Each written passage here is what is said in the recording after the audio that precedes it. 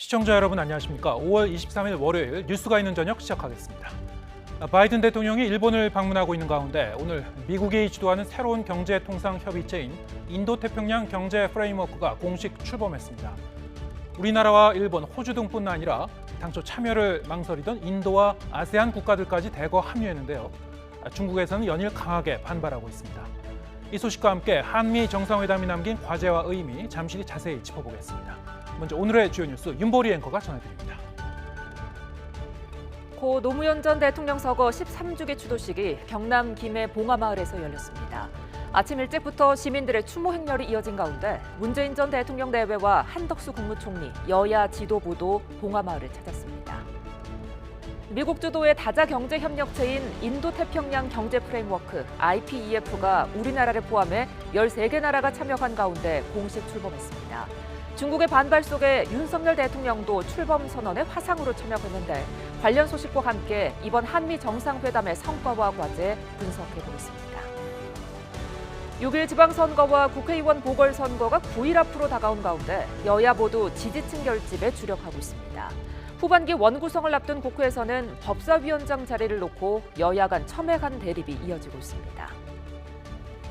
잉글랜드 프로축구 토트넘의 손흥민이 리그 마지막 경기에서 2골을 터뜨리며 득점왕을 차지했습니다.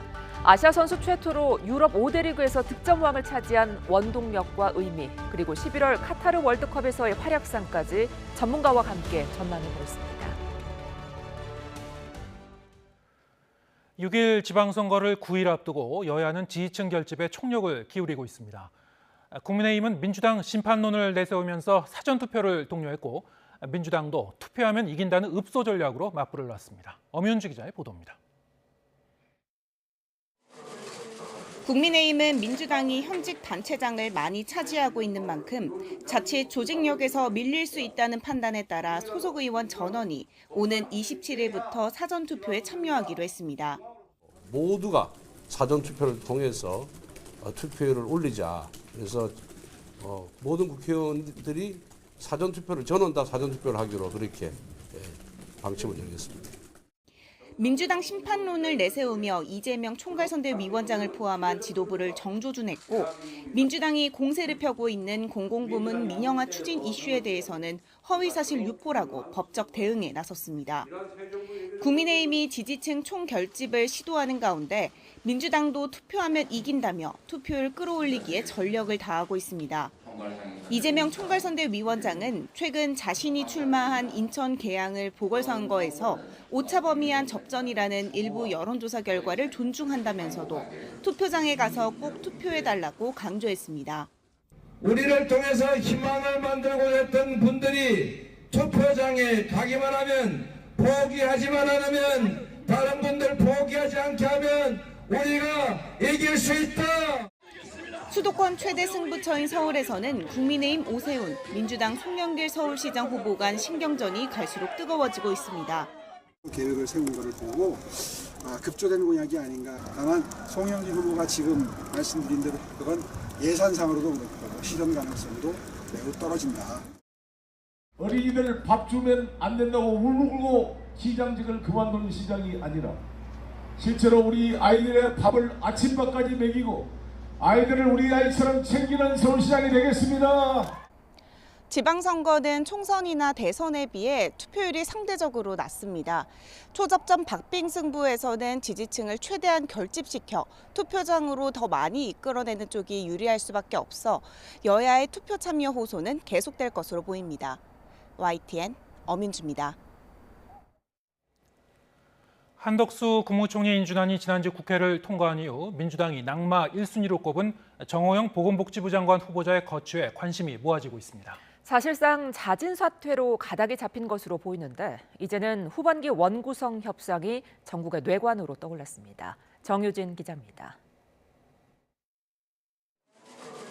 특별히 불법을 저지른 게 확인되지 않았다며 정호영 후보자를 엄호하던 국민의힘 지도부가 자진 사퇴론을 꺼내들었습니다. 임명 반대 의견이 많다며 정 후보자의 결단을 촉구했습니다. 그동안 당내 우려 기류에도 말을 아꼈던 태도를 바꿔 사실상 공개적으로 사퇴를 요구했습니다. 당내 중진 및 또 다수의 의원들로부터 의견을 청취한 결과 그 정호영 후보자가 자를 장관으로 임명하는 것은 곤란하지 않냐. 민주당이 한덕수 총리 인준에 협조한 상황에서 정 후보자를 임명하는 건 부담이라는 판단이 깔린 것으로 보입니다. 지방선거를 목전에 둔 상황에서 자칫 아빠 찬스와 연계된 제2의 조국 프레임과 불통 이미지가 더 씌워질 수 있기 때문입니다. 정호영 후보자는 당연히 지명이 철회돼야 되고요. 물론 임명권자인 윤석열 대통령은 여전히 신중한 모습이지만 정호영 장관 후보자 임명 여부 결정하셨습니까? 글쎄 시간이 조금 더 필요한 것 같습니다. 시점의 문제일 뿐 정 후보자의 잦은 사태로 인사청국 정국이 마무리될 것이라는 관측이 많습니다. 그렇다고 얽힌 정국의 실타래가 풀리는 건 아닙니다. 당장 21대 국회 후반기 원구성 협상, 특히 법사위원장을 누가 차지하느냐가 뜨거운 감자로 떠올랐습니다. 민주당의 검수완 박법안 단독 처리 과정에서 무기력했던 국민의힘은 쟁점 법안이 본회의로 넘어가기 전 마지막 관문인 법사위의 수장을 내줄 수 없다는 입장입니다. 특히 본회의 사회권을 쥔 후반기 국회의장이 다수당인 민주당 몫으로 선출될 예정이라 더 그렇습니다. 국회의장과 법사위원장을 독식하겠다는 것은 결국 협치를 거부하겠다는 의사표시입니다. 반대로 민주당은 정부와 여당의 독주를 견제하기 위해 법사위원장직을 사수하겠다며 버틸 태세입니다. 그동안 국민의힘도 이런 논리로 법사위원장직을 요구했다며 맞불을 놨습니다. 국민의힘이 그동안 정부 여당에 대한 특히 이제 정부를 입법부가 견제하는 차원에서 법사위는 야당이 맡아야 한다는 논리를 펴오지 않았습니까? 양당의 전임 원내대표는 지난해 7월 후반기 국회가 시작하는 오는 6월부터 민주당이 맡았던 법사위원장을 국민의힘에 넘기기로 했습니다. 하지만 민주당은 새 원내대표가 원점에서 다시 논의한다는 방침이어서 합의안에 효력을 놓고 국민의힘과 치열한 기싸움이 예상됩니다. YTN 정유진입니다. 고 노무현 전 대통령의 서거 13주기 추도식이 경남 김해 봉화마을에서 열렸습니다. 아침 일찍부터 추모 행렬이 이어진 가운데 퇴임한 문재인 전 대통령 내외와 오늘 오전 취임한 한덕수 국무총리도 참석했습니다. 박종혁 기자가 전해드립니다. 노란 모자에 노란 풍선을 든 추모객들이 줄지어 헌화와 참배를 하고 있습니다. 코로나19로 축소됐던 노무현 전 대통령 추도식이 13주기를 맞아 일반인도 참석하는 행사로 다시 열렸습니다. 추도식은 오후 2시에 시작됐지만 그 전에 이미 10,000명 이상이 묘역을 방문했습니다. 오늘뿐만 아니고 항상 추도하는 마음으로 지내고 있습니다. 오늘 추도식이 진행되어 너무 감사합니다. 늘 깨어있는 생각으로 살려고 항상 대통령님 생각합니다. 사랑합니다. 노 전 대통령 부인 권양숙 여사와 딸 정연 씨가 참석해 추모객들을 맞았습니다. 성공한 대통령으로 돌아오겠다던 노 전 대통령의 마지막 비서실장, 문재인 전 대통령도 부인 김정숙 여사와 참석했습니다. 경남 양산으로 귀향한 뒤 첫 공식 일정입니다. 여야 각 정당의 지도부와 오전에 취임식을 마친 한덕수 국무총리도 추모 행렬에 동참했습니다. 추모식 참석자들은 노 전 대통령의 애창곡 상록수를 함께 부르며 그를 추억하기도 했습니다. 노무현 대통령님, 오랜만에 이곳 봉화마을에서 당신의 이름을 부르다 보니 지난날 당신과 저 사이에 있었던 일들이 주마등처럼 머릿속을 스쳐가면서 가슴이 좀 뭉클해집니다. 올해 주제인 나는 깨어있는 강물이다는 노 전 대통령이 바랐던 소통과 통합의 민주주의를 향해 나아가자는 뜻을 담았습니다.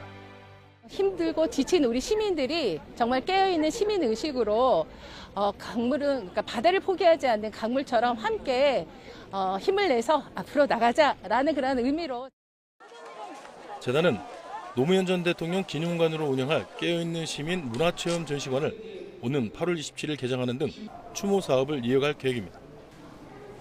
YTN 박종혁입니다. 오늘 고 노무현 전 대통령 추도식에는 더불어민주당은 물론 한덕수 국무총리와 국민의힘 지도부도 일제히 참석했습니다. 보수 정권 인사들이 사실상 처음 봉화마을에 집결해 통합과 협치를 강조하면서 노무현 정신을 기렸지만 지방선거를 앞둔 날선 신경전도 이어졌습니다. 박기원 기자입니다. 윤석열 대통령은 노무현 전 대통령 서거 13주기를 맞아 한국 정치에 참 안타깝고 비극적인 일이라고 말했습니다. 한국 정치에 참 안타깝고 비극적인 일이죠. 그래서 권양숙 여사를 좀 위로하는 말씀을 담았습니다. 노무현 정부 마지막 국무총리이기도 했던 한덕수 총리는 유가족에게 윤 대통령의 뜻을 전하고 통합 메시지를 내놓았습니다. 노무현 대통령님의 철학은 분명하셨어요. 결국 갈등, 분열 이런 것들이 대화와 타협 그리고 일종의 통합과 상생이라 할까 이걸로 하여튼 대체돼야 된다. 국민의힘 이준석 대표와 권성동 원내대표 등 보수 여당 지도부도 사실상 처음 노무현 전 대통령 추도식에 대거 참석했습니다. 일부 시민들 야유도 받았지만 권양숙 여사를 위로하고 시종일관 차분하게 자리를 지켰습니다. 저는 앞으로 협치의 틀도 그렇고 또 노무현 대통령님을 모시는 데 있어서도 저희도 소홀함이 없게 하겠다 이렇게 말씀드렸습니다. 범야권 인사들도 총집결했습니다. 5년 만에 참석한 문재인 전 대통령 내외와 이재명 총괄선대위원장, 윤호중, 박지원 공동 상임선대위원장, 이해찬, 한명숙 전 총리도 함께했습니다. 노무현 정신을 되새기고 계승하겠다고 다짐했습니다. 사람 사는 세상의 꿈, 반칙과 특권 없는 세상의 꿈 앞으로도 잊지 않고 계속 이어가도록 하겠습니다. 그러면서도 여야는 추모식장 밖에선 첨예한 공방을 멈추지 않았습니다. 국민의힘은 소수에게도 말할 권리를 보장하고 법에서 정한 원칙을 지키는 것이 노 전 대통령이 말한 성숙한 민주주의라며 거대 야당인 민주당을 저격했고, 민주당은 노무현 정신이 여전히 살아있는데도 검찰 공화국을 향해 속도를 내고 있다며 윤석열 정부의 오만과 독주에 맞설 지방정부를 세워 힘의 균형을 맞춰야 한다고 목소리를 높였습니다.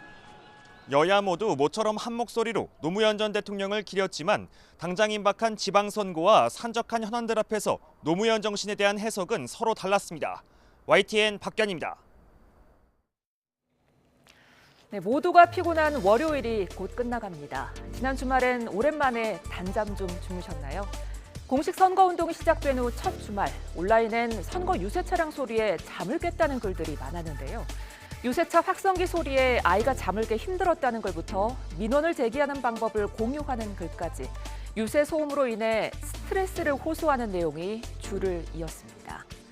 제주도에서는 급기야 선거 유세가 시끄럽다며 아예 후보자 연설 장소에 차를 몰고 돌진한 일도 있었습니다. 이 남성은 경찰에 소음을 신고했지만 조치가 이루어지지 않자 이런 행동을 했다는데요. 선거 때마다 끊이지 않는 소음공해 민원. 헌법재판소는 2020년 선거운동 소음 규제 기준을 정하지 않은 공직선거법은 시민들의 권리를 침해한다고 판단했고, 이에 국회는 지난해 12월 공직선거법을 개정해 소음 규제 기준을 만들었는데요. 하지만 이 기준이 전투기 이착륙 소음과 철도 소음보다도 높아 유명무실한 기준이란 비판과 함께 올해도 많은 시민들이 선거철 소음 스트레스를 겪고 있습니다. 선거철엔 쓰레기도 넘쳐납니다. 중앙선거관리위원회는 최근 3차례 선거인 2018년 지방선거와 2020년 총선, 그리고 지난 대선에서 발생한 선거 쓰레기 규모를 발표했는데요. 이때 발생한 벽보와 공보물을 합치면 서울 어린이대공원 면적의 144배에 달하고 현수막을 이어보면 인천공항에서 일본 나리타 공항까지 왕복할 수 있는 정도였다고 합니다. 현수막은 재활용이 힘들 뿐 아니라 매립해도 썩지 않고 소각되는 다이옥신 등 유해물질까지 배출합니다. 최근 기후위기로 인해 대부분의 후보가 친환경 공약을 내세우고 있지만 이를 홍보하기 위해 쓰레기를 배출하고 있다는 게 참 아이러니하죠. 하지만 변화의 움직임도 있습니다. 확성기 없이 쓰레기를 주며 달리는 줍깅을 하면서 시민들과 직접 소통하는 후보, 그리고 폐현수막으로 만든 어깨띠를 두른 후보도 있고, 지난 재보궐선거 땐 아예 제로웨이스트 선거운동을 한 후보도 있었습니다. 현수막을 사용하지 않고 헌옷에 숫자 스티커를 붙여 입고 다닌 최지선 당시 송파구의원 후보. 하지만 공보물을 엽서로 만들어 종이를 줄이려는 아이디어는 반드시 봉투에 담아서 보내야 한다는 공직선거 관리 규칙에 부딪혔습니다. 선거법은 뿐만 아니라 정당명과 후보 번호가 쓰인 선거옷도 선거가 끝난 뒤엔 다시 입을 수 없도록 해서 버릴 수밖에 없다는데요. 달라진 환경에 따라 선거운동 방식도 관련 법도 바뀌어야 하지 않을까요? 공보물 등을 재생용지로 쓰도록 하거나 책자형 공보물을 온라인으로 바꾸는 개정안 등이 이미 발의됐지만 현재 국회 계류 중입니다. 정치권이 행동하도록 유권자의 관심이 필요한 때입니다.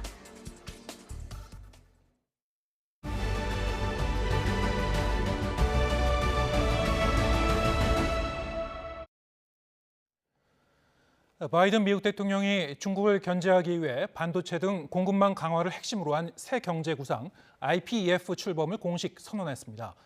이에 앞서 열린 미일 정상회담에서 미국은 타이완에 만일의 사태가 발생할 경우 군사 개입을 할 것이라는 입장을 분명히 했습니다. 도쿄에서 이경아 특파원이 보도합니다. 미국이 주도하는 인도태평양 경제 프레임워크 IPEF는 관세 철폐 등 시장을 열기 위한 기존 무역협정과는 다릅니다. 중국에 대한 경제적 의존도를 낮추기 위해 참가국 간 반도체 같은 핵심 물자 공급망을 강화하는 것이 핵심입니다. 현재 한국과 일본, 호주, 싱가포르 등 13개국이 참가를 밝혔습니다. We're writing the new rules for the 21st century economy. They're going to help all of our countries' economies grow faster and fair. We'll do that by taking on some of the most acute challenges that drag down growth and by maximizing the potential of our strongest growth engines. 이에 앞서 열린 미일 정상회담에서 양국은 북한의 핵과 미사일 위협에 대응한 한미일 3국의 긴밀한 협력을 강조했습니다. 두 정상은 특히 우크라이나 침공 같은 사태가 타이완에서 일어날 가능성을 경계했습니다. 바이든 대통령은 중국을 겨냥해 타이완에서 만일의 사태가 생기면 군사 개입을 할 것임을 분명히 했습니다. 일본이 방위력을 획기적으로 증강하고 유엔 안보리 상임이사국 진출 등 영향력을 키우려는 데 대해 미국은 지지를 밝혔습니다. 인도 태평양 지역의 안보 부담을 일본과 나눠 갖겠다는 겁니다. アジアにおいてもこの平和や安定が守られるために日本としては自らの防衛力を抜本的に強化するとともに日米同盟これをしっかりと 첫 회담에서 미일 두 정상은 중국의 세력 확대를 견제하고 이에 공동 대응할 것임을 분명히 했습니다. 인도, 호주와 함께하는 쿼드 정상회의에서도 참가국 간 이런 입장을 공유할 전망입니다. 이번 정상회의는 쿼드 출범 후 네 번째로 열리는 것입니다. 이 자리에서 정상들은 중국의 시장 확대를 염두에 두고 이동통신과 바이오 분야 등의 협력 확대 방안을 논의할 전망입니다. 바이든 대통령은 쿼드 정상회의를 마친 뒤 닷새간의 한일 순방을 마치고 귀국길에 오를 예정입니다. 도쿄에서 YTN 이경아입니다. 중국은 이같이 바이든 미국 대통령이 타이완 유사시 군사 개입 가능성을 밝힌 것에 단호히 반대하면서 반드시 주권을 수호할 것이라며 반발했습니다. 왕원빈 중국 외교부 대변인은 정례 브리핑에서 이같이 밝히고 타이완 문제에는 타협의 여지가 없으며 중국은 단호한 행동으로 주권을 지킬 것이라고 말했습니다. 아울러 미국과 일본이 정상회담에서 타이완 해협의 평화와 안정의 중요성을 강조한 것과 관련해 타이완 집권당과 미국이 타이완 해협의 평화의 최대 위협이라고 반박했습니다. 미국 주도로 시작된 인도태평양 경제 프레임워크 IPEF에 우리나라도 출범 국가로 참석했습니다. 윤석열 대통령은 한국도 책임을 다하겠다고 약속했습니다. 역대 정부들의 외교 전략이던 안미경중, 안보는 미국과 경제는 중국과 한다는 노선을 폐기한 것이라는 평가도 나오고 있습니다. 조은지 기자의 보도입니다. 엄지척을 외치며 한국 땅을 떠난 미국 바이든 대통령은 이튿날 일본에서 IPEF 출범을 공식 서던했습니다. IPEF는 인도태평양 지역 포괄적 경제 협력체로 미국이 앞장서고 우리나라와 일본, 인도와 호주 등 13개 나라가 함께 첫 단추를 끼웠습니다. 윤석열 대통령도 용산 집무실에서 화상으로 참석했습니다. 개방성, 포용성, 투명성 원칙에 따라 IPEF가 추진되길 바란다면서 글로벌 공급망 위기에 대응할 국제 공조 체계를 강조했습니다. 반도체, 배터리, 미래차 등 첨단 산업의 핵심 역량을 보유한 한국은 영내국과 호혜적인 공급망을 구축할 것입니다. 한국도 굳건한 연대를 바탕으로 책임을 다해 나갈 것입니다. IPEF 선언은 경제 회복력과 지속 가능성, 포용성과 성장 등을 목적으로 영내 협력과 안정, 번영, 개발, 평화에 기여한다고 명시했습니다. 향후 무역과 공급망, 청정에너지와 조세 반부패 등 4개 분야에 걸쳐 논의를 진행할 예정입니다. 다만 우리가 중국 견제 성격의 IPEF에 가입하면서 역대 정부들이 실용주의 차원에서 견지했던 안 보는 미국, 경제는 중국, 이른바 안미 경중 노선을 폐기한 거라는 해석도 나옵니다. 윤 대통령이 후보 시절 강조했던 중국과 일정 수준 협력이 불가피하지만 경제 의존도는 줄여야 한다는 뜻의 안 보는 미국, 경제는 세계, 안미 경세가 본격화한다는 뜻입니다. 인도 태평양 영내에서 경제 통상과 관련한 좀 광범위한 룰을 만들어 나가는 과정입니다. 당연히 참여를 해야 되는 것이고 과정에서 우리가 빠진다고 한다면은 국익에도 피해가 많이 갈 것입니다. 윤석열 대통령은 제로섬 게임이 아니라며 중국과의 관계도 자신했는데 첨예한 미중 갈등 속에 우리 정부의 외교 줄타기도 본격 시험대에 올랐습니다. YTN 조은지입니다. 우리 군이 한미 공동성명에서 언급한 미군 전략자산 전개와 관련해 구체적인 논의 채널을 구축하고 정례 연습을 강화할 방침입니다. 다만 확대된 한미연합훈련에 일본의 자위대가 참여할 가능성은 일축했습니다. 신준명 기자의 보도입니다. 한미 정상은 이번 공동성명에서 대북 확장 억제 방식의 하나로 미군 전략자산 전개를 언급했습니다. 북한 핵 위협 등 유사시 전략 폭격기와 핵 잠수함 등 미군의 전략 자산을 전개해 강력한 억제 메시지를 북한에 보내겠다는 겁니다. 필요한 경우 미국의 전략 자산의 적시 파견을 조율하면서 추가 조치에 대해서도 지속적으로 확인해 나가기로 했습니다. 이에 따라 우리 군은 구체적인 전략 자산 전개 방안을 논의할 한미 간의 채널을 구축하기로 했습니다. 확장 억제 전략 협의체를 포함해 통합 국방 협의체, 한미 안보 협의 회의 등이 논의 채널로 고려됩니다. 또 전략 자산을 전개하는 정례 연습이 강화될 전망입니다. 이종섭 국방부 장관은 과거 북한의 도발에 대한 대응 수준이 한계가 있었고 국민 입장에서는 제대로 된 대응이 아니라고 생각할 수 있었을 거라고 지적했습니다. 그러면서 앞으로 미군 전략 자산 전개 방식은 지난 정권에 비해 더 구체적이고 적극적일 거라며 국민도 과거와 다르다는 걸 느끼게 될 거라고 자신했습니다. 또 연합훈련을 한반도와 그 주변으로 확대하는 방안도 추진 중이지만 일본이 참가하는 연합훈련에는 선을 그었습니다. 현재 한미일 군사훈련과 관련해서 검토한 내용은 없다는 말씀으로 답변을 드리고 이번 한미 공동성명에는 확장 억제 대상을 북한의 핵으로 구체적으로 명기하면서 북핵 대응 수준이 전반적으로 높아지고 있다는 평가입니다. YTN 신준명입니다.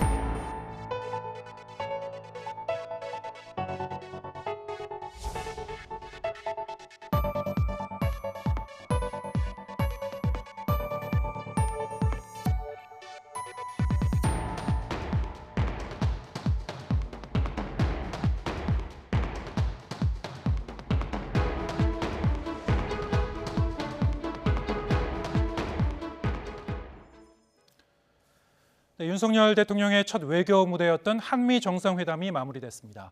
한미 동맹이 군사 안보 동맹을 넘어서 기술, 경제 동맹으로 강화됐지만 중국과의 긴장 관계는 불가피하다는 우려도 나오고 있는데요. 한미 정상회담의 성과와 과제 그리고 향후 동북아 정세는 어떨지 박정호 명지대 특임 교수 그리고 봉영식 연세대 통일연구위원과 짚어보겠습니다. 자, 어서 오십시오. 안녕하십니까. 네.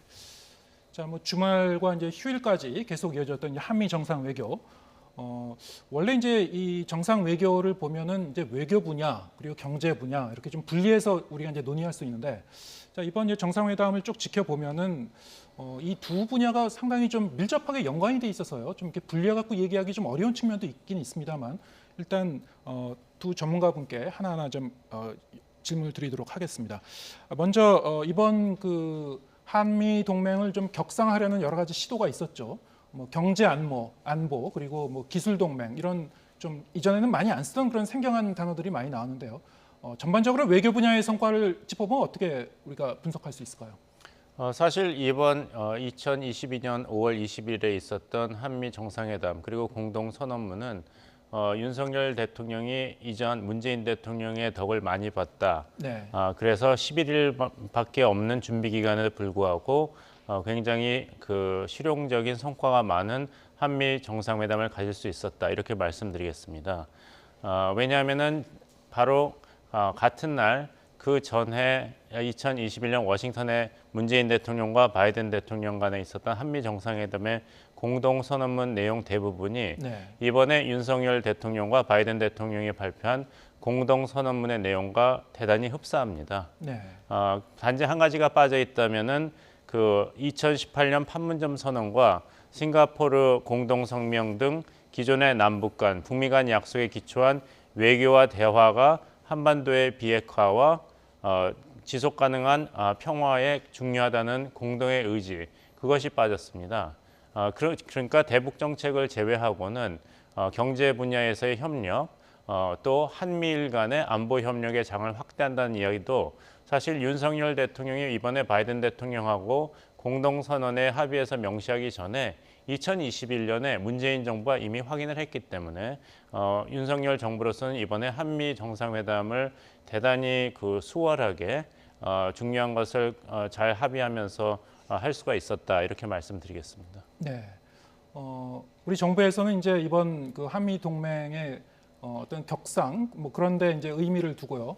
기존에 이제 이 미국과 이제 중국과의 우리의 외교 전략을 어떤 새로운 방향으로 이제 재편하는 그런 계기가 됐다, 이렇게 이제 해석을 하고 있는데 어떻게 보시는지? 예, 뭐 윤석열 대통령은 대선 기간에 이제 유력한 그 안보 전문 저널 Foreign Affairs에 기고한 그 논문에서도 목표는 대한민국을 글로벌 중추국가로 성장시키는 것이다, 이런 표현을 썼어요. 근데 이번에 한미 정상 공동 선언문에도 그 자유, 평화, 번영 증진을 위해서 한국이 더욱 확대된 역할을 하고자 한다는 글로벌 중추국가 구상을 윤석열 대통령이 제시하였고, 바이든 대통령은 이것을 높게 평가하였다, 이런 문구가 나오고 있거든요. 그러니까 이제 한미 동맹을 더 이상 한반도에 국한된, 그리고 안보 이슈에 국한된 동맹이 아니라 한반도를 중심으로 하지만 그것을 넘어서는, 그리고 더 포괄적인 이슈를 다루는 동맹으로 확대하여서 진정한 글로벌 국가로서의 한국의 위상을 정립하겠다. 이것이 윤석열 행정부의 외교안보 비전이고, 그것이 이번 한미 정상의 공동 선언문에 잘 표현이 되었다, 이렇게 보입니다. 네. 기존에 이제 포괄적 전략 동맹에 이제 글로벌이라는 단어를 더 이제 자주 쓰게 된 건데, 그 부분에 대해서는 조금 뒤에 다시 좀 논의하도록 하겠습니다. 박 교수님, 자, 이번에 이제 우리 삼성전자나 아니면 현대차에서 미국에 좀 대거 투자 계획을 이제 약속을 한 부분이 있었죠. 우리 기업 입장에서는 이렇게 미국에 이를테면 이제 뭐 투자 선물이라고도 이제 언론에서는 그 표현을 했었는데, 그럼 한국 기업에서 뭐 어떤 그 뭐랄까요, 어떤 미국 정부로부터의 어떤 혜택을 받는다든가 이런 어떤 성과 같은 것이 있었습니까? 네, 사실 이번 그 한미 정상회담에서 오히려 약간 좀 급한 쪽은 미국 쪽이었었습니다. 바이든 대통령 같은 경우는 이제 불과 중간 선거를 6개월 정도밖에 남아두지 않은 상태였고요. 그 과정에서 본인의 지지율이 그렇게 사실 우호적인 상황은 아닙니다. 이런 과정에서 미국 국민들에게 전반적으로 본인이 지금의 위기 상황인 경제를 챙길 수 있다라는 시그널을 줘야 되는데요. 그러다 보니까 어떻게 보면 이번 순방 일정 중에 상당 부분이 우리 기업들이 미국에 투자할 수 있는 것들을 이렇게 확정적으로 발표하는 형태로 일정들이 잡혀져 있었습니다. 특히 가장 첫 번째 어떻게 보면 방문하는 방문 장소로 삼성전자의 평택 공장을 잡았던 이유는요. 통상적으로 이런 통상과 관련된 또는 경제와 관련된 투자 세레모니도 호텔이냐 다른 관공서에서 충분히 할 수 있음에도 불구하고 현장에서 함으로써 더욱더 극적인 효과를 주는 것도 있었고 첫 일정을 거기서 했던 이유는 그 당시가 이제 미국의 금요일 저녁 시간대이기 때문에 방송하기도 제일 우호적입니다. 저야 뭐 경제적인 분야의 전문가이긴 합니다만 어떤 국가와 통상이나 투자나 아니면 교역을 얘기하는 데 있어서 갑자기 좀 지지부진했던 속도를 내거나 아니면 다 완료됐던 거를 발표하는 시점은 대부분은 그 나라 정치 어떤 스케줄에 관련된 거가 많아서 이번에는 우리가 두둑한 선물을 준 거라고 전 보여지고요. 그렇다면 많은 분들이 우리는 그럼 뭘 갖게 된 것이냐라는 의구심을 가지실 텐데 이렇게 보시면 좋겠습니다. 지금 전 세계적으로 경제 분야에서 보호무역주의가 만연해지기 시작하면서 서플라이 체인을 다시 잡기 시작을 했는데요. 그런 서플라이 체인 중에서 미국을 중심으로 한 서방 국가들과 함께 서플라이 체인을 따로 짤 가능성이 있는데 이번에 언급했던 용어들 중에서도 가치 동맹 이런 표현을 많이 썼었거든요. 그렇죠. 네. 이게 바로 시장주의 또는 민주주의를 추종하는 세력들과 무언가 공급망을 다시 재편하려는 움직임에 우리도 한 발 더 담근 것이다. 이 정도 얻었다고 볼 수 있습니다. 네, 경제 분야에서의 이제 한미 이 외교, 한미 협상을 할 경우에 많이 이제 거론되는 부분 중에 하나가 지금 이 국제 이 금융시장의 불확실성이 계속 대구되고 있기 때문에 이른바 이제 그 달러화, 외화의 이제 마이너스 통장이라고도 이제 비유가 되죠.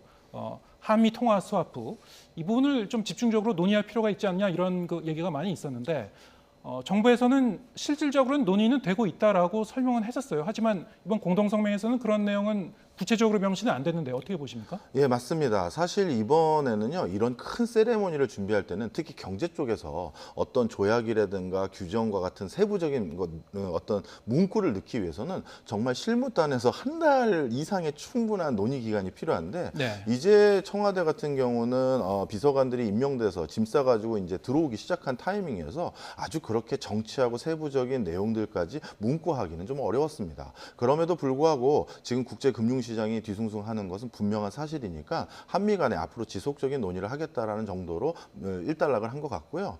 오늘 같은 경우는 미국과 중국이 중국에 부여했던 관세를 일부 완화하는 조치가 일어나면서 위안화 시장이 좀 안정감을 찾게 됐었습니다.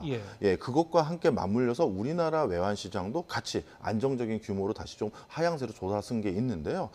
이런 상황 속에서 뭐 굳이 이게 한미 스와프까지 더 아주 명시적으로 넣기 위한 아주 철저한 노력을 하지는 않은 것 같습니다. 네, 뭐 추후에는 뭐 계속 논의될 가능성이 있는 거죠.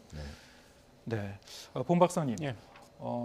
아까도 이제 잠시 이제 언급을 해주셨습니다만 이번 이제 한미 정상의 이제 공동 성명 내용을 보면은 이제 지난해 이 정상회담 후에 나온 공동 성명과 상당히 좀 맥락상 유사한 점이 있다 이제 설명을 해주셨고요. 가장 이제 이 북한과 관련해서 큰 관심이 이른바 이제 확장 억제. 좀 쉽게 설명하면 이제 북한이 이 남한을 향해서 이제 핵을 쓸 경우에 미국의 이제 핵 우산을 통해서 어떻게 대응할 것인가 이런 것과도 이제 관련된 내용이죠. 자, 이 부분에 이번에 이제 처음으로 핵이라는 표현이 이제 공동 성명에 이제 들어갔다. 이 부분을 좀 눈여겨보는 사람들도 많이 있는 것 같아요. 어떻게 보셨습니까? 너무 그 지나친 해석이라고 저는 봅니다. 그렇습니까? 예, 왜냐하면은 그 문재인 정부가 그 바이든 정부와 발표했던 공동 선언문에도 그 같은 내용이 나옵니다. 그래서 이제 그 확장 억지를 미국이 다시 공약을 다시 한번 확인했다는 내용이 핵자가 거기 앞에 붙었다 그래서 굉장한 차이가 발전이 있는 것은 아직은 그 문구상으로는 큰 차이가 없고 앞으로 미국과 한국이 어떤 모습으로 실질적인 행동으로 보이냐 여기에 따라서 판단을 해야 될 것 같아요. 제가 이렇게 말씀드리는 이유를 그 공동선언문의 해당 내용을 비교하면서 한번 확인해 드리겠습니다.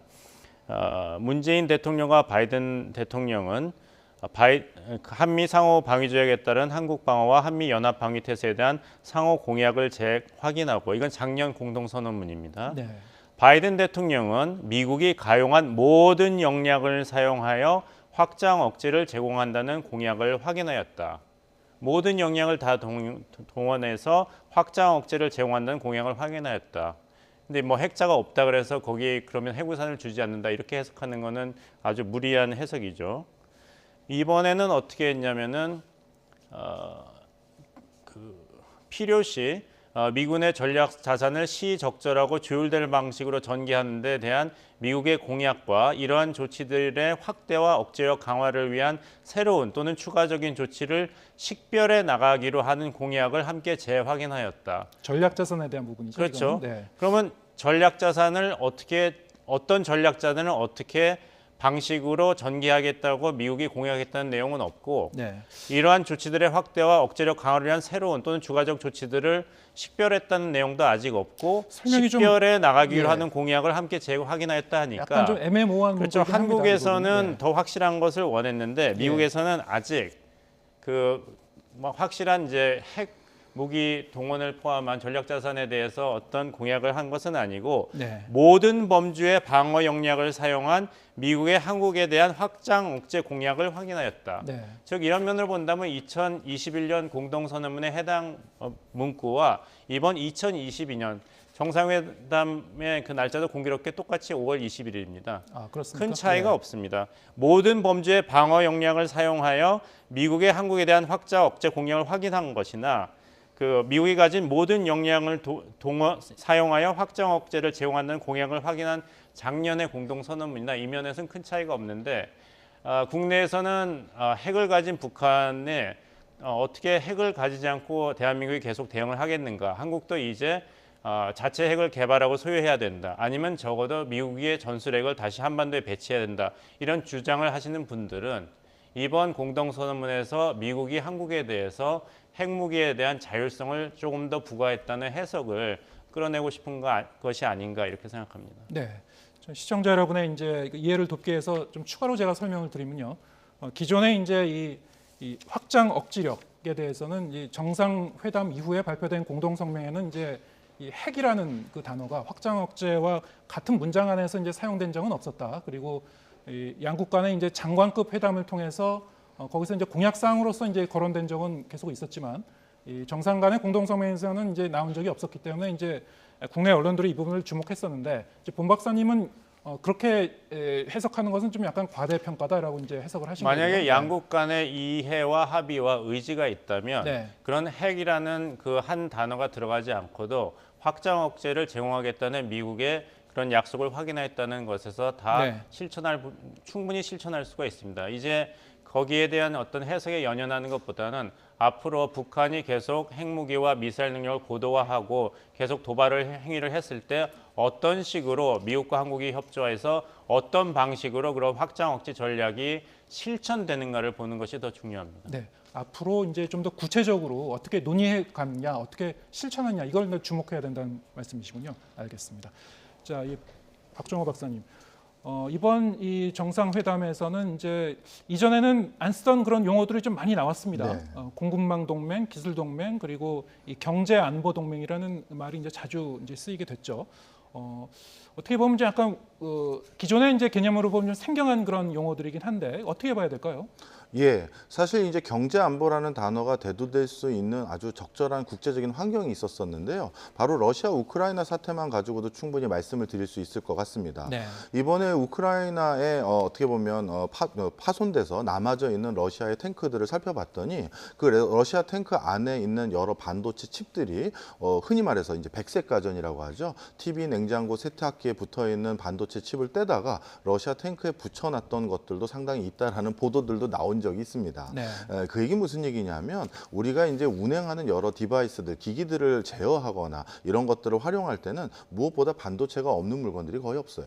그리고 심지어 이번에 우크라이나 전쟁에 있어서도 우리가 주목해야 될 부분은 큰 성과를 내고 있는 것은 러시아의 재래식 무기들이 아니라 오히려 미국의 민간 우주 항공 관련한 기업들이 우크라이나에게 정보를 주겠다라고 제시하기도 하고 네. 또 드론을 통해서 러시아의 탱크를 무력화하는 모습들을 많이 보셨을 겁니다. 겁니다. 이처럼 최첨단 신산업 분야가 안보에 직접적인 영향을 미칠 수 있는 부분은 많이 담겨져 있고요. 또 한 가지는 미국은 지난 20세기 내내 에너지 패권을 바탕으로 경제와 안보를 둘 다 컨트롤해왔다 해도 과언이 아닙니다. 예. 그런데 이런 과정에서 이제 탈석유 기조가 전개되는 과정에서 신재생 에너지가 대두되면 이 신재생 에너지라고 하는 파트는 쉽게 얘기해서 우리가 컨트롤할 수 있는 에너지 원천이 아니에요. 날씨라든가 이런 건 우리가 제어할 수가 없거든요. 그렇다면 자연스럽게 태양이나 또는 풍력을 활용한 에너지 원천은 어딘가 저장을 했다가 사용해야 되고요. 이 과정에서 배터리의 중요성이 높아지는 거고 네. 또 한 가지는 균질하지 않은 에너지 공급을 균질하게 우리가 사용하기 위해서는 또 반도체 등의 제어 장치가 필요한 것입니다. 따라서 이 에너지 이것은 안보와도 직접적으로 연결되고 경제와도 직접적으로 연결되는데 이런 것들이 미래적인 맥락 속에서 반도체 배터리가 더욱더 중요한 역할을 하니 거기에 대해서 가장 전 세계적으로 큰 공급처 역할을 하고 있는 한국과 뭔가 우호적인 관계 그리고 한국의 기업들로부터 미국 본토에 투자를 받는 것은 당연히 1차적인 관심의 대상일 수밖에 없죠. 네. 좀 설명을 들으니까 이제 좀 더 이제 자세히 이해가 되는데요. 근데 이번에 이제 많이 나왔던 그런 용어들, 공급망 동맹, 그리고 뭐 기술 동맹, 그리고 뭐 글로벌이라는 단어도 많이 나왔고 아시아 태평양이라는 단어를 좀 많이 쓰게 됐죠. 실제로 이제 아시아 태평양 경제 프레임워크 오늘 이제 공식 출범했습니다. 네. 예상보다 좀 더 많은 국가들이 참여한 느낌이 좀 있어요. 인도와 아세안 국가들도 이제 포함해서 13개 국가가 참여했다고 하는데 어떻습니까? 이런 용어들을 듣게 되면은 사실은 그 이면에는 미국이 중국을 견제하는 어떤 그 의도도 일부 좀 그 이면에는 읽히는 부분이 있는데 뭐 중국이 연일 반발을 하고 있죠. 어떻게 보십니까? 저는 일단 두 가지로 말씀드리고 싶습니다. 이번에 IPEF에 더 많은 국가들이 참여할 수 있었던 것은 여기가 좀 너무 그러니까 참여하기가 주저될 만한 요소가 없는 일종의 협의체에 가깝습니다. 네. 아직 국제기구까지 아니거든요. 그러다 보니까 이런 데 충분히 인발부될 수 있는 여지는 있었었고요. 그다음 또 한 가지는 이런 IPEF 등에 우리나라도 참여하고 화상으로 우리가 참여했다는 것으로 해서 약간 중국에 이제 등을 지고 이제 미국의 노선을 따른다 이렇게까지 단정적으로 말하는 건 너무 좀 앞선 것이라고 말씀드리고 싶어요. 네. 우리가 국제사회의 지금 흐름을 바라볼 때 예전 냉전과 같은 기조로 흐름을 바라보는 것은 조금 약간 이제 올드 패션이 아닌가 생각이 듭니다.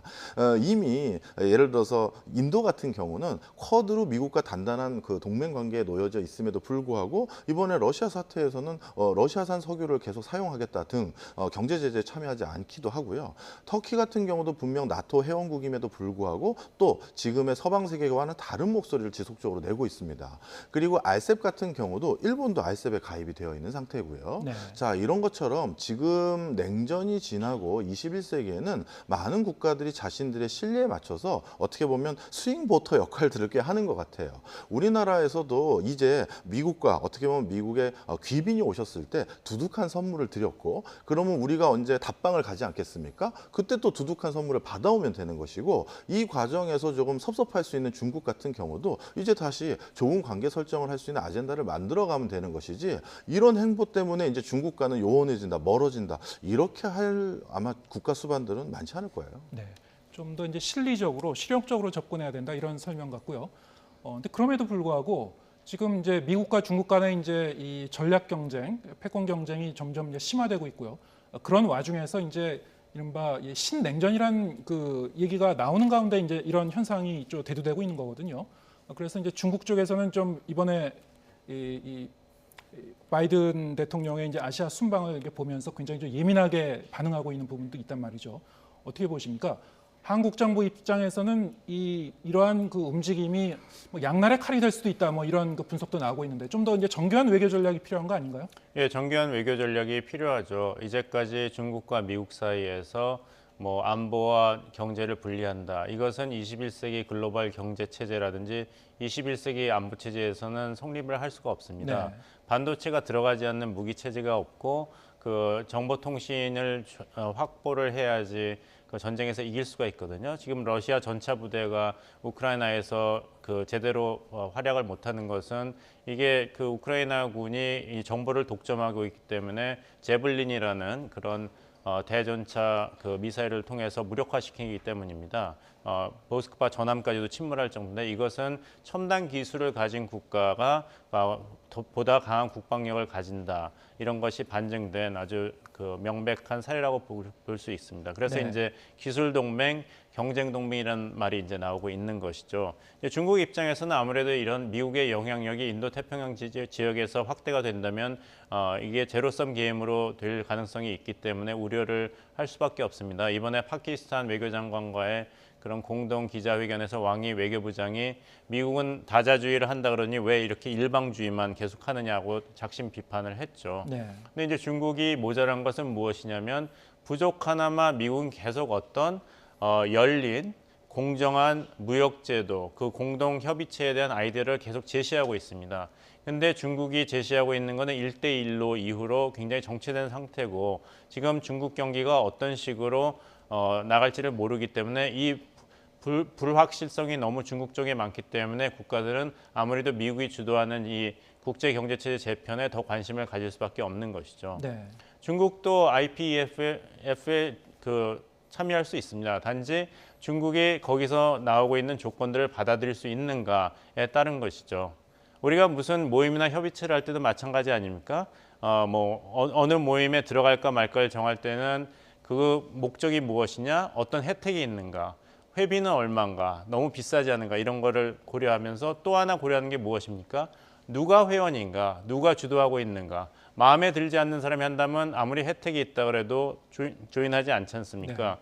그런 식으로 미국 입장에서는 아까 박 교수님께서 잘 이야기하셨는데 이번에 일본과 한국뿐만 아니라 인도가 IPEF의 멤버가 된다고 공약을 했기 때문에 바이든 외교력은 더 탄력을 받는 것이죠. 네. 다른 국가들이 볼 때 중국이 주도하는 그런 어떤 경제 협력 체제보다는 이 IPEF가 경제 강국들, 기술 강국들인 그리고 큰 시장을 가지고 있는 인도, 일본, 미국, 호주 그리고 이제 대한민국까지 그 멤버가 됐기 때문에 더 이 모임에 대해서 참여하고 싶은 그 동기부여가 더 강해진 것이고 그런 면에서 본다면 이번 바이든 대통령의 아시아 순방은 사실 바이든 대통령은 첫 아시아 순방인데 참으로 실용적인 그리고 외교 성과를 거둔 것이 아닌가 이렇게 판단합니다. 네. 그런가 하면은 오늘 이 미일 정상회담이 있었죠. 어떤 내용이 이제 논의됐는지도 좀 더 이제 살펴봐야 될 것 같은데 그와 아울러서 이제 앞으로 이제 윤석열 정부 들어서 이런 그 바이든 정부의 이제 새로운 인도태평양 그 전략과 그 연장선상에서 이 한미일 공조를 좀 더 이제 강화하는 쪽으로 가지 않을까 싶은데요. 어떻게 전망하십니까? 예, 한미일 공조는 그 지난 문재인 정부에서도 작년 한미 정상회의 이후 공동선언문에서 명시를 했습니다. 여기서 뭐라고 했냐면 한국과 미국은 우리의 공동 안보와 번영을 수호하며 공동의 가치를 지지하고 규범에 기반한 질서를 강화하기 위한 한미일 3국 협력의 근본적인 중요성을 강조했다. 네. 이 문구가 이번에 윤석열 대통령과 바이든 대통령의 공동선언에도 그대로 나왔죠. 그래서 한미일 간의 그런 3자 협력의 폭은 앞으로도 계속 확대가 될 것은 분명합니다. 하지만 이제 정치적인 고려가 있기 때문에 윤석열 정부로서는 일단 6월 1일 지방선거의 결과를 봐야 될 것이고 기시다 정부로서도 7월에 참의원 선거에서 자민당이 승리를 해야지 네. 한국과 일본 간의 어떤 관계 회복을 위한 실질적인 외교 협상이 시작될 것이라고 생각합니다. 예, 알겠습니다. 자, 오늘 두 분 말씀 오늘 여기까지 듣겠습니다. 박정호 명지대 특임교수, 봉영식 연세대 통일연구위원과 함께했습니다. 고맙습니다.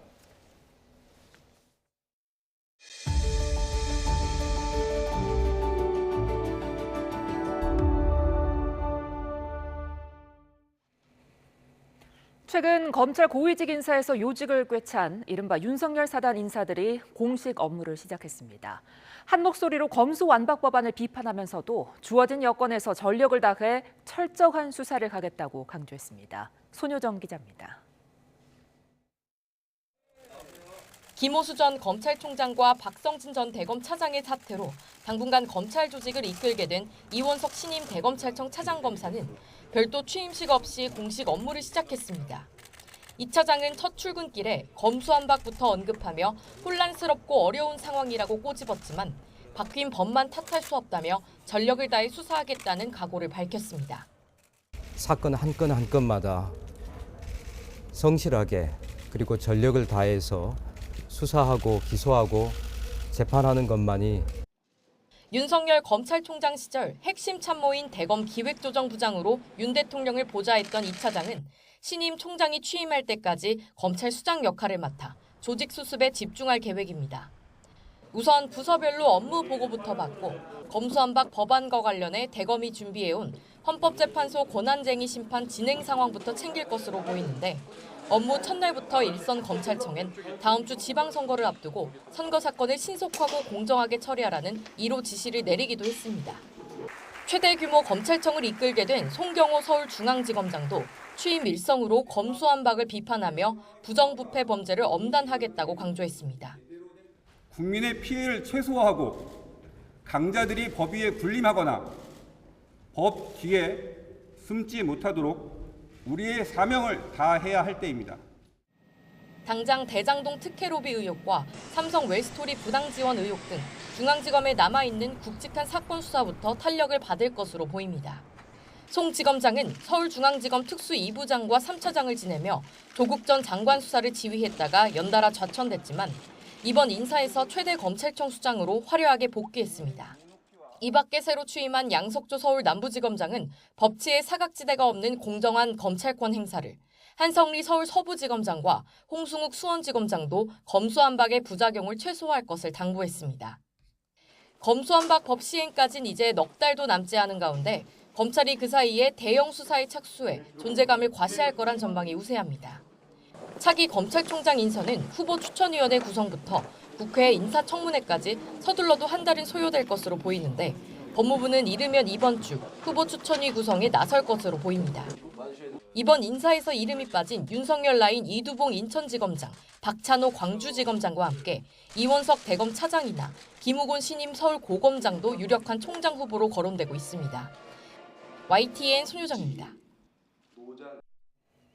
산업부 블랙리스트 사건을 수사하는 검찰이 지난주 추가 압수수색한 산업부 산하기관 6곳은 기존 고발이 없었던 곳입니다. 그런데 해당 기관장 가운데는 사퇴 종용이 없었다고 검찰에 진술한 경우도 있어서 당사자가 부인하는데도 일괄 사퇴 지시가 있었다고 볼 만한 정황을 검찰이 포착했는지에 관심이 쏠립니다. 이준엽 기자입니다. 이른바 산업부 블랙리스트 사건을 수사하고 있는 서울 동부지방검찰청은 지난주 백 전 장관 집 사무실과 함께 산업부 산하기관 6곳에 대해 대대적인 압수수색을 벌였습니다. 오늘 어떤 거 위주로 압수하셨어요? 특이한 건 이 6곳 기관장이 임기를 못 마치고 교체됐긴 하지만 여태 고발이 전혀 없었던 곳이라는 겁니다. YTN 취재진이 이곳들의 당시 기관장을 직접 접촉해봤습니다. 그런데 사퇴 종용이 있었다며 강하게 호소한 인물도 있었지만 공기업사장이 멀쩡히 자기 임기가 2년 남아있는데 그냥 관두는 사장이 어디 있어요? 그냥 사표 내라 해서 낸 거고 그냥 뭐 굳이 뭐 이유가 없는 거예요. 검찰에 아예 사퇴 종용은 없었다고 정반대 진술을 했다는 인물도 있었습니다. 사퇴 종용 자체가 없었다는 본인 진술에도 불구하고 검찰이 영장을 발부받아 강제 수사에 나섰다는 겁니다. 현재 서울 동부지검에 고발된 혐의인 직권남용죄가 성립하려면 공무원이 직권을 남용해 상대가 의무 없는 일을 하도록 하거나 권리 행사를 방해해야 합니다.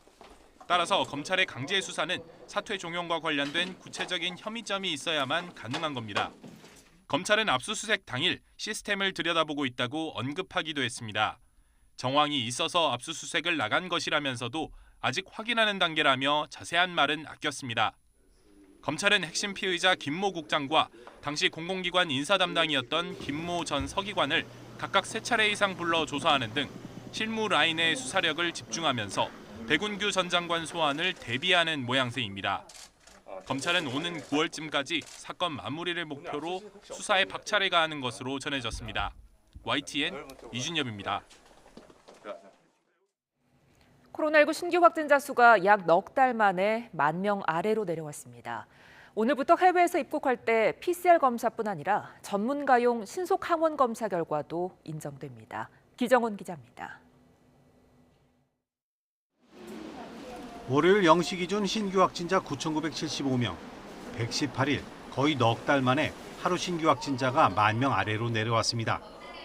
지난 1월 26일 처음 10,000명을 넘어선 확진자 수는 한 달도 안 돼 6자리 10만 명을 넘더니 3월 17일 62만 1000여 명으로 정점을 찍었습니다. 한 달쯤 걸린 4월 21일 5자리로 내려온 뒤 32일 만에 다시 4자릿수로 내려온 것입니다. 당국은 검사 건수가 적은 휴일 영향이 있긴 하지만 감소 추세는 안정적이라고 분석했습니다. 다만 감소폭은 둔화하고 있다며 일정 시점에 유행이 정체될 것으로 내다봤습니다. 지난 3월 하루 최다 400명을 넘겼던 코로나 사망자도 지난달 말일부터 24일째 2자릿수를 지켰습니다. 이런 가운데 이번 주부터 입국 방역 절차가 한층 더 간소화됐습니다. 해외에서 국내로 들어올 때 48시간 안에 반드시 PCR 검사를 받고 음성 확인서를 내야 했던 것을 24시간 안에 받은 전문가용 신속 항원 검사 결과까지 확대했습니다. 외국에서 PCR 검사를 신속 항원 검사로 대체하는 경우가 늘고 있고 검사 비용 부담도 만만치 않다는 점을 고려한 조치입니다. 신규 변이 유입이 우려되지만 당국은 큰 문제가 없을 것으로 보고 있습니다. 전문가용 신속 항원검사에서 양성이 나온 경우는 다시 한번 저희가 확진을 위해서 PCR 검사를 하거나 변이 분석을 하는 등의 2차적인 조치들을 취하기 때문에 변이 분석의 큰 틀의 분석과 흐름 파악에는 큰 애로가 없을 것이라고 보고 있는 중입니다. 다음 달부터는 입국한 뒤에 받는 코로나19 검사도 2번에서 1번으로 줍니다. 청소년과 어린이의 격리 면제 기준도 크게 완화할 예정이어서 올여름 휴가철에는 가족 단위 해외 여행객이 크게 늘 것으로 전망됩니다. YTN 기정훈입니다. 세계보건기구 WHO가 코로나19 대유행이 아직 끝나지 않았다고 경고했습니다. 전 세계 70개국에서 확진자가 다시 증가하고 있고 새로운 변이의 출현 가능성이 있다며 흔들림 없는 방역과 백신 접종을 촉구했습니다. 이동원 기자입니다. 3년 만에 스위스 제네바에서 대면으로 열린 총회에서 세계보건기구 WHO는 코로나19 대유행이 아직 끝나지 않았다는 점을 분명히 했습니다. It's not over anywhere until it's over everywhere. Reported cases are increasing in almost 70 countries in all regions. 전 세계적으로 지난 1월 오미크론 변이의 정점을 지났고 사망자가 2020년 3월 이후 최저 수준으로 떨어졌지만 최근 확진자가 다시 늘고 있다는 것입니다. 전 세계 평균 백신 접종률이 60%에 불과하고 10억 명에 가까운 저소득국 주민들이 아직 백신을 맞지 못한 상황에서 새로운 변이의 출현 가능성을 경고했습니다. This virus has surprised us at every turn. A storm that has torn through communities again and again, and we still can't predict its path or its intensity. 특히 확진자 증가에도 코로나19 검사를 거부하는 사례가 늘고 있는 것에 대해서는 코로나19 바이러스의 진화와 변이를 제때 파악하지 못할 수 있다며 우려했습니다. WHO는 지금까지 코로나19로 인한 사망자가 600만 명 이상으로 보고됐지만 실제로는 1,500만 명 이상이 숨졌을 것으로 본다고 밝혔습니다. WHO는 백신 접종률이 낮은 아프리카의 치명률이 다시 높아지고 있다는 점에 우려를 표명하며 흔들림 없는 방역 대책과 모든 나라가 70% 접종률을 달성하는 백신 접종 대책을 촉구했습니다.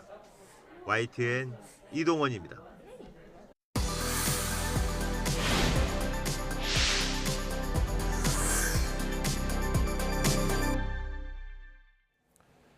원숭이 두창이 세계 곳곳으로 확산하고 있습니다. 지금까지 12개 국가에서 90여 명의 확진자가 보고됐는데 아프리카에서만 주로 발생하던 풍토병이 이처럼 갑자기 여러 대륙에서 보고되는 건 상당히 이례적이라고 합니다. 게다가 감염 경로가 불분명한 경우도 많아 각국 방역 당국에 비상이 걸렸습니다. 김영근 기자입니다. 이스라엘에서 한 명이 원숭이 두창 확진 판정을 받은 데 이어 의심 환자가 또 한 명 나왔습니다.